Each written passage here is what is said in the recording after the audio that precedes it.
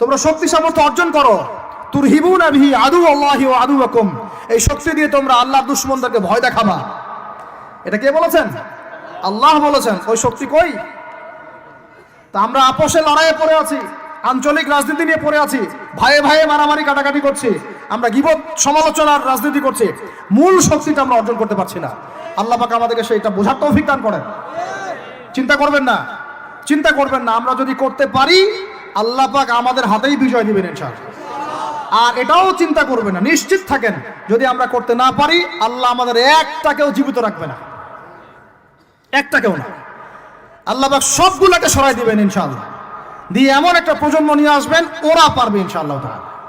এটা ইয়াকিন রাখেন। আমরা যদি গাদ্দার হই, মুনাফিকি করি, আমানতের খেয়ানত করে ফেলি, ওই চেতনা আমরা যদি ধ্বংস করে ফেলি, আল্লাহ পাক আমাদেরকে রাখবেন না। আর হে ঢাকাবাসী শোনেন, আল্লাহ পাক না রাখার জন্য একটা 5 মাত্রার ভূমিকম্প যথেষ্ট। আল্লাহকে ভয় করেন। ঢাকায় জেনা বেড়ে গেছে, সমকামিতা বেড়ে গেছে, মাদক বেড়ে যাচ্ছে, ইয়াবাখোর বেড়ে যাচ্ছে, ছিনতাই বাড়তেছে, কত কি হচ্ছে আমাদের শহরে, আমাদের চোখের সামনে।